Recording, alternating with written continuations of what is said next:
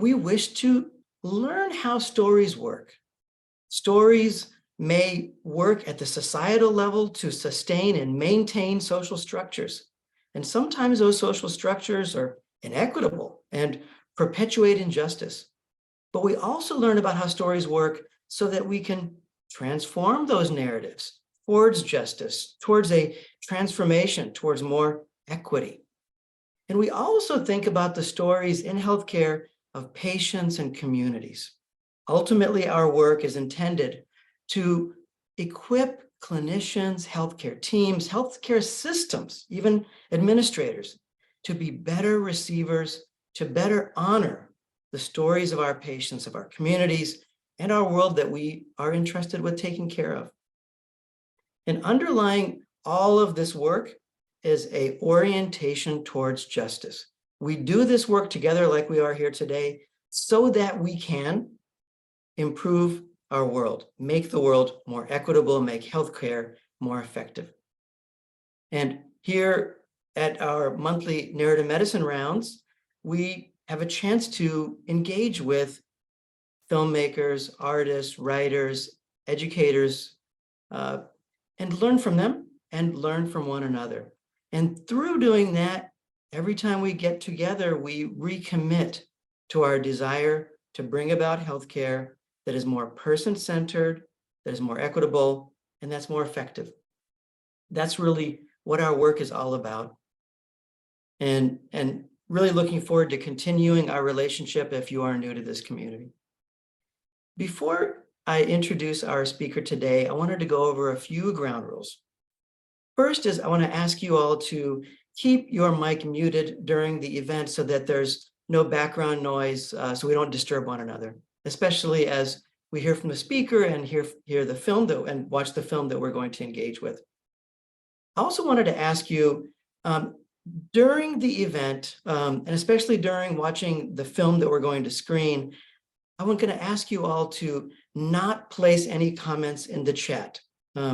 There will be a time after the film is screened where we'll open it up to hear your comments and hear your questions, where I'm going to invite you to use the chat. Before that time, I'm going to ask you not to. And the reason is, one, we won't be monitoring the chat, so we won't be able to respond to it. And secondly, when we are engaging with the film or engaging with our speaker today, our guest, we want to give our guest and the film our full attention, and sometimes the chat in the background can distract us.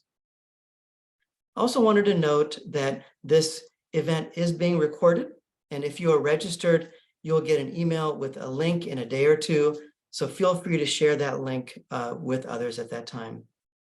Also wanted to note that if there are any distractions or inappropriate comments in the chat, note that you may be removed from the event. We hope that doesn't happen, but really wanted to convey that we wanted to create a safe space and a respectful place where we can be together and learn from one another. Also, at the end of the event, we'll share links so you can purchase books related to narrative medicine, learn more about the Department of Medical Humanities and Program in Narrative Medicine, and so that you can learn more about our guest today. So with that, I am so pleased to welcome Cinque Northern as our guest for May Narrative Medicine Rounds. Cinque Northern holds an MFA in filmmaking from NYU. He's a fourth-generation artist in his family, which I think is absolutely remarkable. I'd love to just talk to you about that.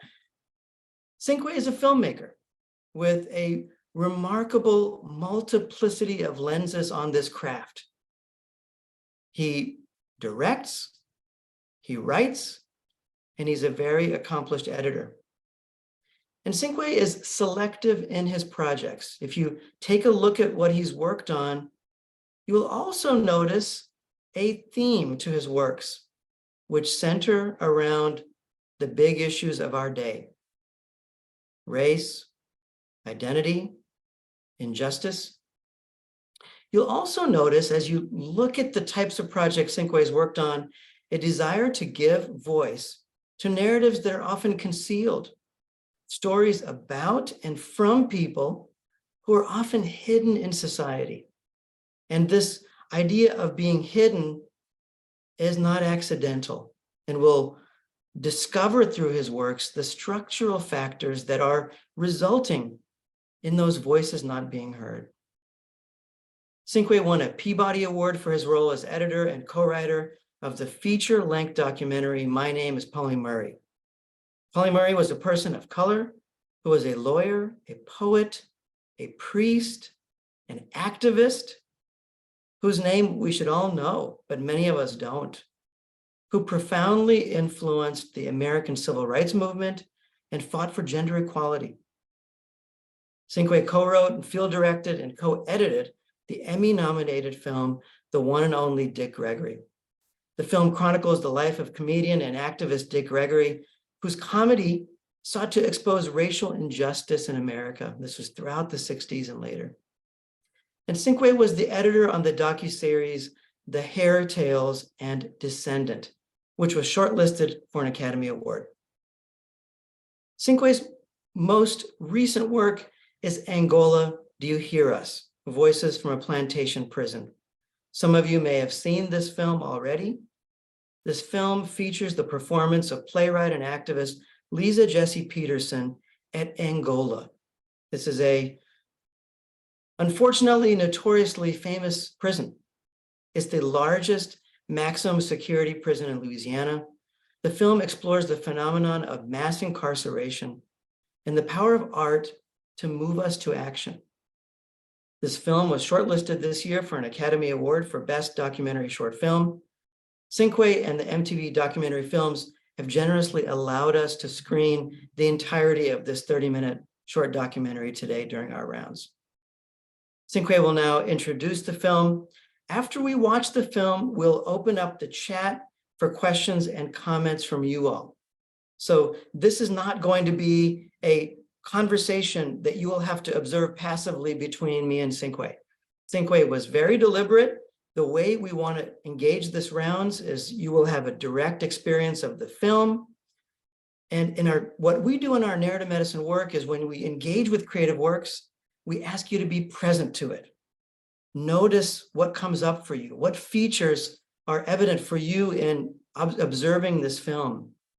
But not only observing the exterior and the external, but we want you to also attend to yourself. What emotions come up for you? What associations come up for you in process of engaging with this film? So we invite you to immerse yourself in the film in that way. And after the film is over, I'm going to hand it over to Cinque. At that point, he will open it up to you. We'll invite you to put your questions and comments in the chat, and we'll take your questions as they come in. And I have to also disclose that Cinque also happens to be a dear friend of mine for many years, from back in the Brooklyn days. He and his equally talented partner, Chandra, made the move from Brooklyn to Southern California as well a few years ago. Cinque, it's an absolute treat to have you with us today. I feel your work has always belonged right here in this conversation and community of narrative medicine. Welcome. Thank you, Deepu. That was an amazing introduction. I should just take you around with me. You should do all my intros. But it's really great to be here. I'm really happy to share the film and talk with all of you and get your feedback on it. I think, you know, the subject might be about mass incarceration or this piece of it, but in a lot of ways, the real thread of the story, this film is about the power of story. And so I think keep that in mind, that what you see in the film is largely about the power of story. And there is an impact that's happened beyond this film that I'm happy to share once we're in conversation at the end, that also deals with the power of narrative and what stories do. So that's all I'll say by way of intro, but I'm just happy to be here and looking forward to sharing the film. Thanks so much, Cinque. So Kristen, I think we're ready to show the film. Wow. Cinque, you're already seeing some comments in the chat here, people responding. What I'm going to invite us to do now is please go ahead and place a question or a comment in the chat. And as they come in, we'll call on you. So if you place a question in, we'll ask you to unmute and speak out your question. We really want this to be a conversation.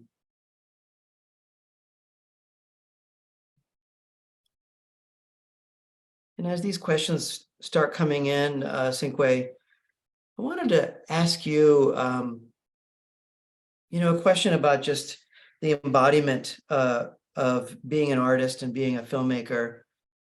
What was it like for you to actually be there in Angola? It was surreal. I mean, there was when it's like another world, really, with its own set of values. I think the one thing that struck me, a lot of the statistics I can read about and had some awareness of, but going there, the one thing that struck me is that everyone there, whether they were incarcerated or whether they were COs or guards, they were all in that prison. And while some of them could go home, and there's a big difference between their reality and the reality of the people who were there, but it was a place where it just felt like there were no winners. That was the visceral kind of feeling. But at the same time, when you get up close, you see humans. When you're reading about it or it's being filtered through news, you have an image of what something's going to be. But once you get there, you're interacting with human beings who have made choices and sometimes not choices that have led them to where they are.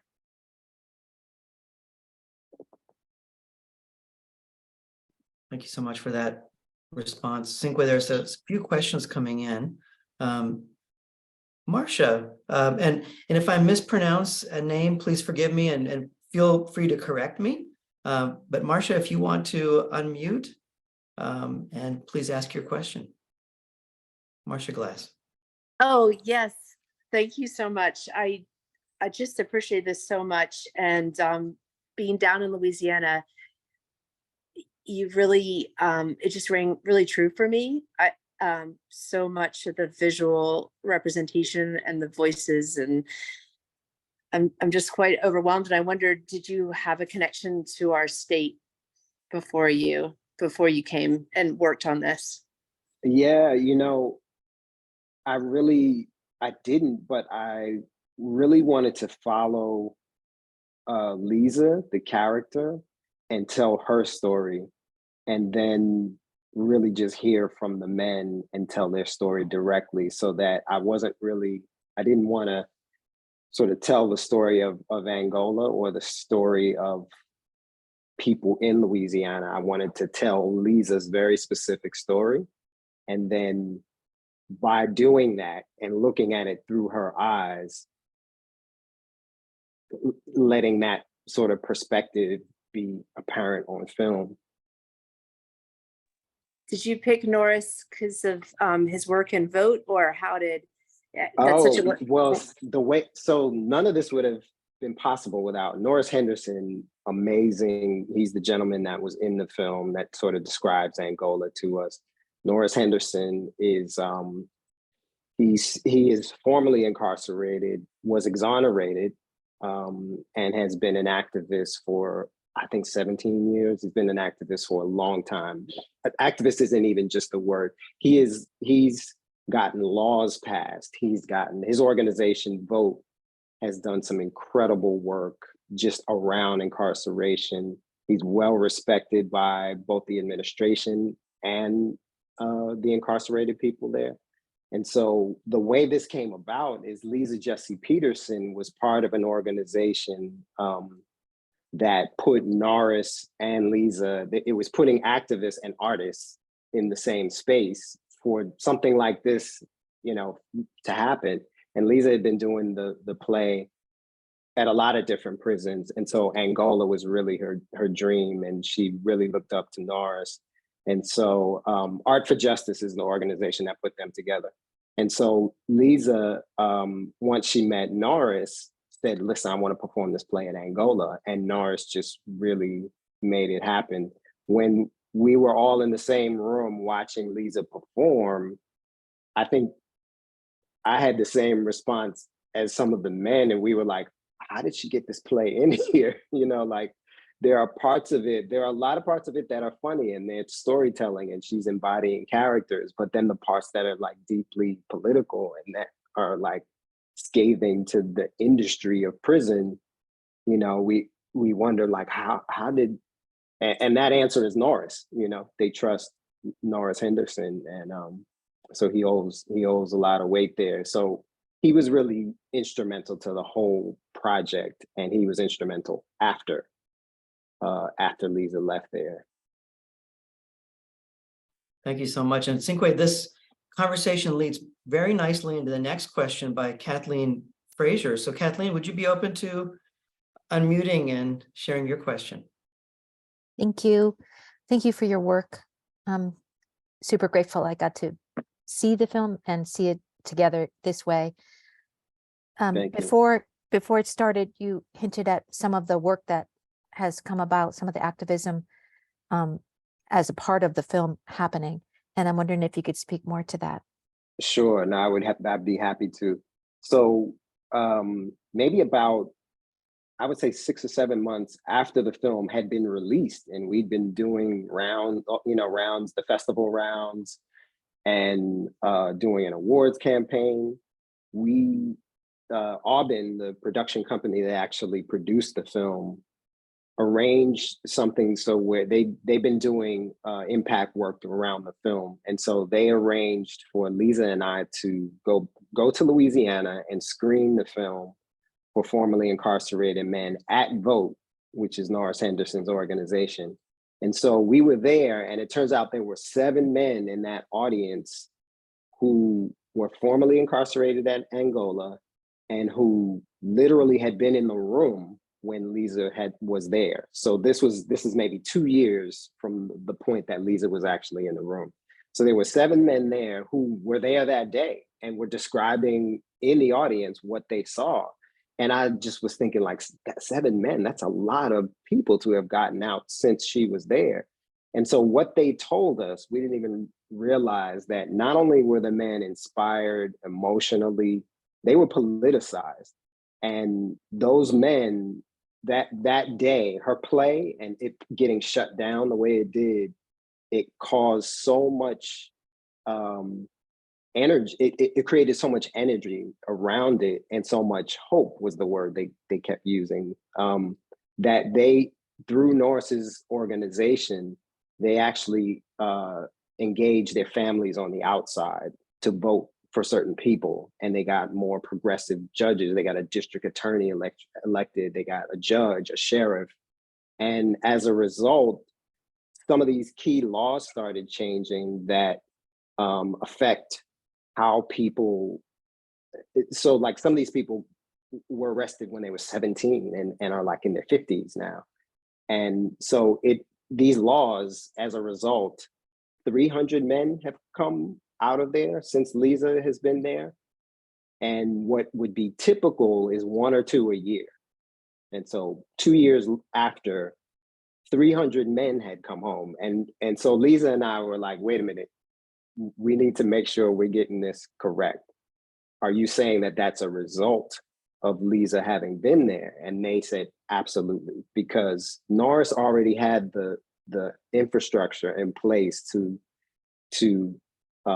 do this, but their energy just went to another level. A lot of times they don't always engage, but they had their cases reviewed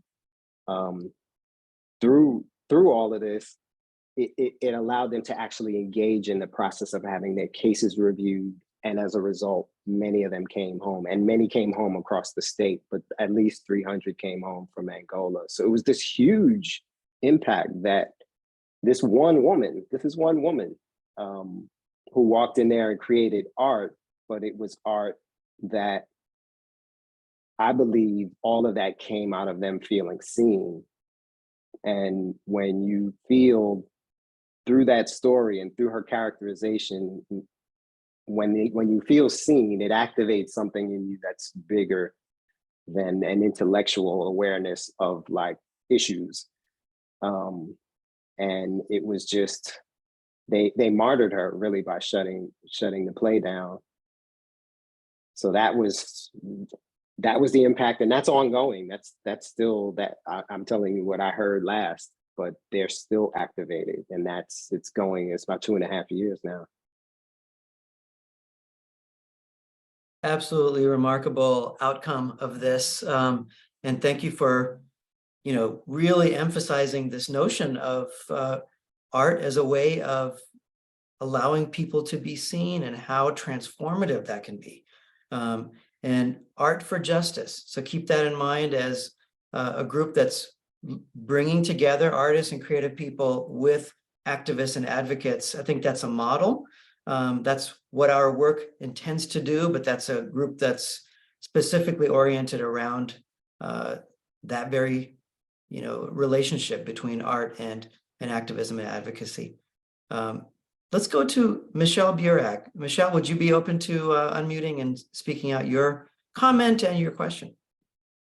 Sure, I appreciated the whole film, and thank you so much for bringing that into the world and bringing it to this specific group. I think, you have the ear of the filmmaker, springboarding from my comment about, for me, that line of Harriet Tubman and how that invitation to see beyond what you see with your eyes, how narrative helps us kind of imagine beyond our current material circumstances. If there's anything that you remember about that line specifically and how you wove it into the tapestry of the story that you told in the film, I'd love to hear just some more storytelling. Yeah, if Lisa was here, she would be so happy you asked that, because when you see a film, it's a collection. And if you see a film and the film is working, it's a collection of ideas. They're not always one person's idea. And Lisa was adamant about that, about getting that particular thing into the film, and there's so many powerful things that she says, that the men say, that it can't all fit. And there was a time when that line was not in film, and Lisa saw a cut of it and she said, you got to put that. She said, that's if you want to know anything about who I am, like that line has to be in there. I was like, it's an amazing line. We're trying to get it to a certain length, but ultimately I knew, that she was right. And that's it. It applies to a lot, is that you can't just limit what you believe is possible to what you can see. And if this woman could see basically what we're living in now, when there was no indication of it for her, then we can see beyond the normalization of mass incarceration. That we have to get past the point where it's normal. That's the goal of this film, is for us to be uncomfortable with it. All of us, what do we say to our children, our grandchildren, when they say, really, that you guys just went along with that? It has to not be normal.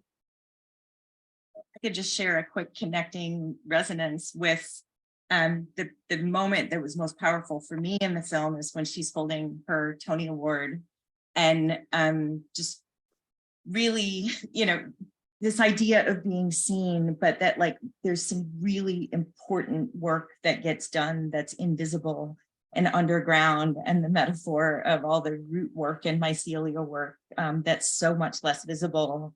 I think the reason that moment, the narrative arc of the whole film, she's lamenting in the beginning of like, I'm supposed to be an actress and what am I doing, in this other role, and yet that's what leads to this much more powerfully impactful work that she's doing here. So I really appreciated it, and I think there's so many layers to even just what we mean by what is seen and being. So thank you for putting that all together. Yeah, that's interesting. You tapped on I would say the two things that most speak to her personally are that award. Another thing that that it really meant a lot to her, talk about that and when she got it. Yeah, so that and the Harriet Tubman are like two moments that I know that are really close to her. Beautiful. Thank you so much for that conversation, Michelle. Let's go to Francine Scallion, if you would be open to unmuting and speaking your question and comment. Yes, thank you. And it's Francie Scanlon. Oh, Sir, my you apologies. Sir, I know time is short. You have repeated 3 words a multiplicity of times: formerly, incarcerated, exonerated. So to drill down in the weeds a bit and to make the art, the material bounty of the creativity real, so it impacts me. As a quick aside, I wonder if this doc is on sale at the Angola Museum. If it isn't, it should be. You dig? It is most definitely not on sale at the Angola Museum. For those who may not be aware, when you enter, I think this is what you're talking about, as you Yes. enter Angola prison, there is a small gift shop size building that they call the Angola Museum. And in it, you can see all kinds of photos and artifacts, movies that have filmed there. You might see Sean Penn's shirt from, the film, I can't remember the film he was in that was there, or No Country for Old Men, which was not No Country for Old Men. There was another film. There's been a few films that have shot there, and there's like artifacts from there. There are shanks that have been seized over the years, even from like, the 40s or 50s. It's really a bizarre type of, they're aware of the mythology around the prison, and there's a bit of a, like, I don't know, it's a very strange thing, at least to me. They have a rodeo that the incarcerated men participate in. They are not trained for it, but they get some type of reward or some type of money, and then they ride horses. They can get injured, but it's a paid event. People come to the event and watch this rodeo. But no, the film is definitely not there. But it was picked up by MTV documentaries, and so it can be viewed on Paramount Plus. Oh, good. But maybe at a future date, that might be something a pro bono attorney might want to litigate, because that would be rich to have that for sale in the house. But moving on, the real question, if you want, we have a real profound issue playing out in Rikers over a period of many decades. I trust you're generally aware. Bottom line, people are funneled through the system. They are rewarded for pleading guilty, even though they know they're not. If they take a plea, they get from the judge, quote unquote, they get mercy. If they don't take the plea because they know and believe they are not guilty, and they insist on availing their right to a trial, hopefully a speedy trial, they are then, if they are found, conferred on them is a verdict of guilt, they get justice, not with the big J. So something for you to think about, if you'd like, about the pressure to plea and how the pressure to plea creates the very wellspring of rage and angst and suffering, which is then ultimately magnified in the society. Any comment on that? I appreciate it. Thank you.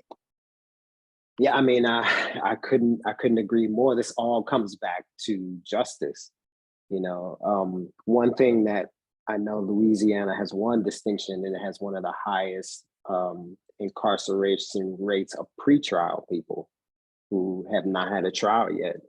And it's just on its face, without knowing details, we just know as a society, this isn't justice. This isn't, this is people getting ground up in a system that doesn't work. Well, it does work, but it doesn't work for those ground up in it.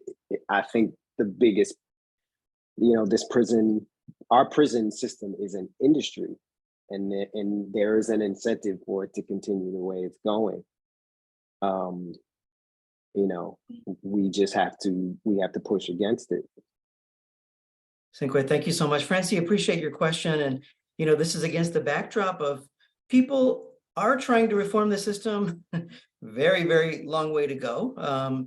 Changes happening at Rikers, changes happening in California, Governor Newsom's work here in the state in California. And some of it led by the work of Bree Williams at UCSF, and learning from systems like in Norway of maybe having more humanistic ways of actually working with people who are incarcerated. We appreciate that conversation, Francie. So Elijah, would you like to speak out your comment here?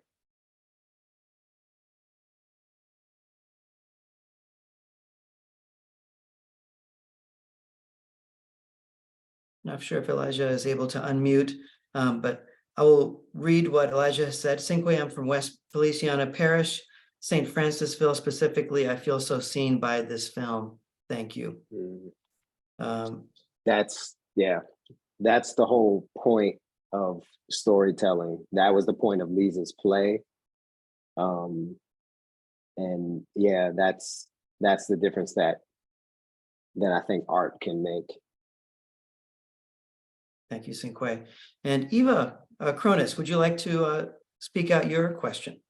Yes, hello. Congratulations, Mr. Northern. Thank you.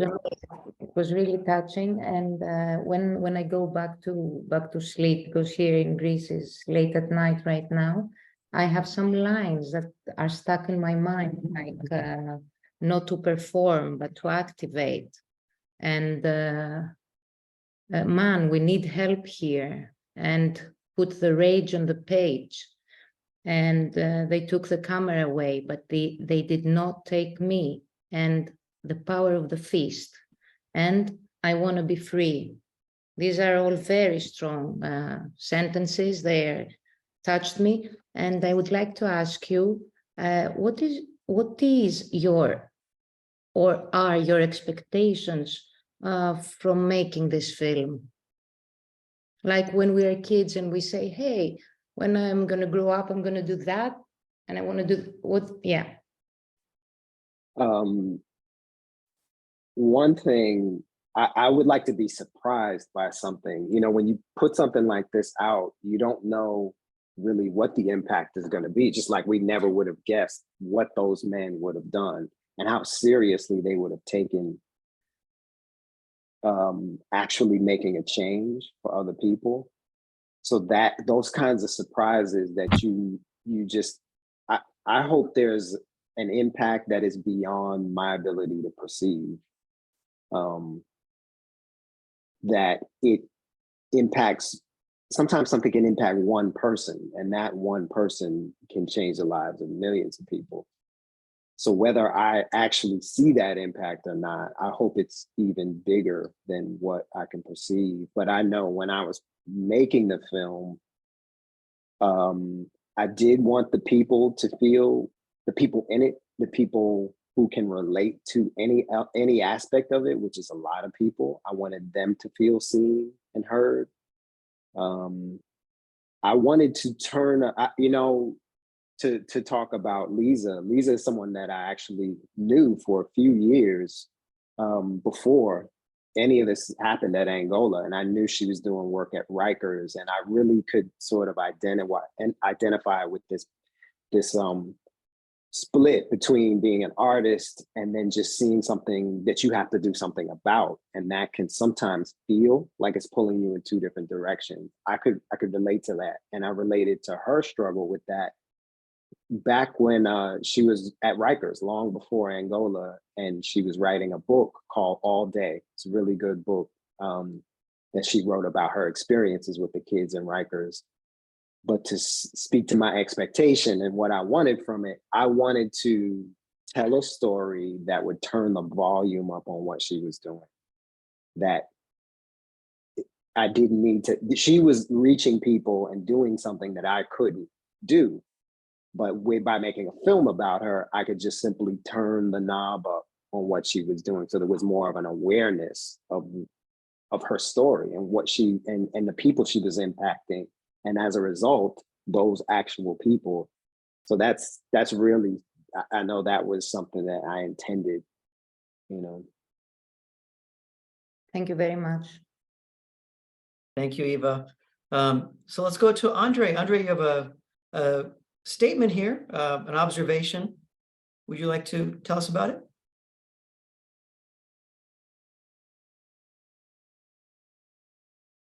Andre is no longer on the call. Okay, so let me read the comment. The line about going from a small cell to a larger cell, and that I don't want to get out of prison, I want to be free, tells us how unthinkable this reality is. Also reminds me of the paintings of William H. Johnson. Thank you. Also, you'd probably be interested to know the man who said that is out. He was one of the people that was, and at the time that he said it, when I was interviewing him, he had been trying to get his case reviewed for years, and it didn't seem when we were interviewing him that he thought that was happening anytime soon, but he is now out. Amazing. Thanks for sharing that. Jenna Grauman, would you like to share your question? Yeah, thanks so much. Thank you so much for this film. It's really, really powerful. And my question was about I'm curious about your interpretations of the connections to narrative medicine in this film specifically, and also just a seed thought given what you shared about 200 to 300 people being released, and demonstrating the power of story. If you're looking for projects, like, I would love to know, half of those people's stories. Like, I don't know if you've thought about going and following up with those people to see, what the ripple is from this first story you're telling. I mean, definitely it's something that we've been considering, and I'm talking to people about. It just seems like you have to tell that follow up, because it's so much bigger. It keeps rippling so much beyond the film. Yeah, I'm sorry, what was the first part of your question? It was specifically about, I can see the intersections of social justice in the medical world. Yeah. Right, the story and the narrative medicine. Well, so the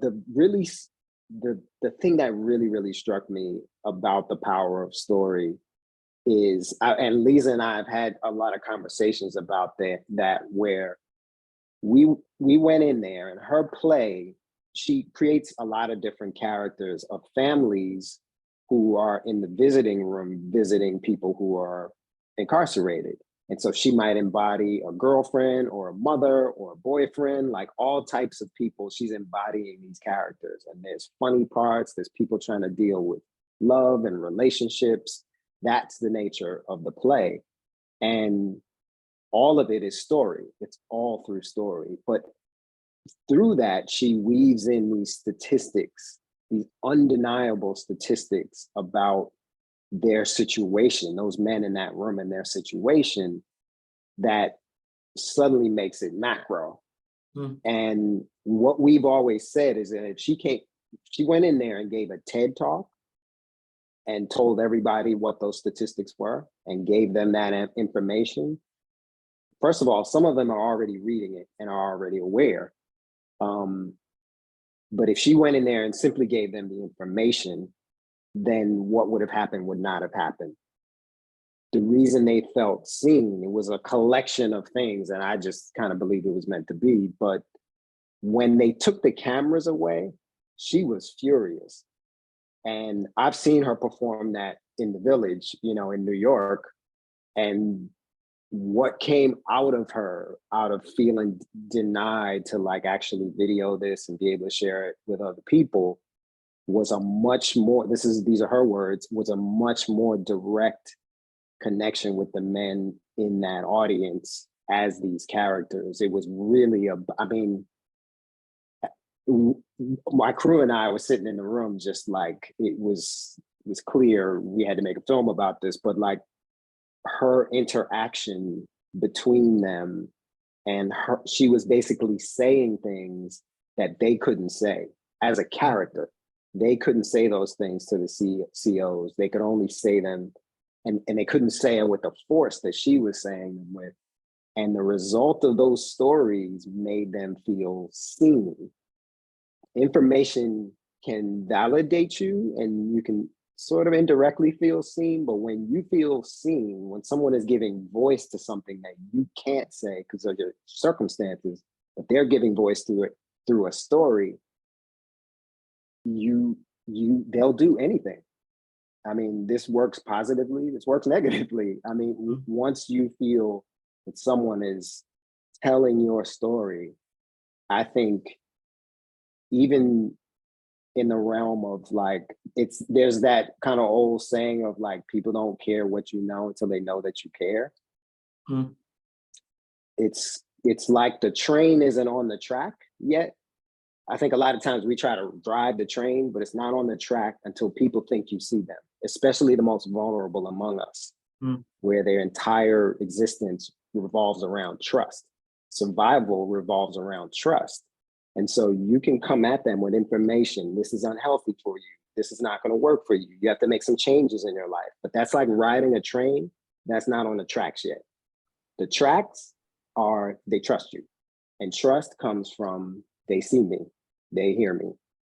And there's something about storytelling and art that can just, it's holistic. It's not just cerebral. And so if the information is the train, I think story and feeling seen and heard is the track you have to get it on before you start trying to push. That's beautiful. You could not have brought it home in a more effective way. That was so beautiful. We are right at time, Cinque. I do want to just acknowledge a few other comments to close us out. So Andre says, I tell my residents and students, these are experiences we cannot imagine living through, reminds us how we can promote hope. Andrea says, you aptly said, art for justice. Mita says, I love the power of dream, action, and voice, mainly the power of voice, the fist, the body, language, care for a cause. And Anna Fenton says, this isn't a comment, but a compliment. The skepticism made me wonder how much this person, this show, this art could do. And then the rest of the film and in this Q&A, it's answered. Marcia says, recommend the book Solidarity, written about surviving solitary confinement in Angola. And Carmelina says, Dead Man Walking, pen film. And Pamela says, I taught for 3 years at HBCU in Pennsylvania with Jesse Jackson, came to graduation as a guest speaker. He asked those in the audience whose family were affected by incarceration. Nearly every hand went up. Francie says, one ripple starts the ocean. And thanking Cinque, says Andrea, amplification work.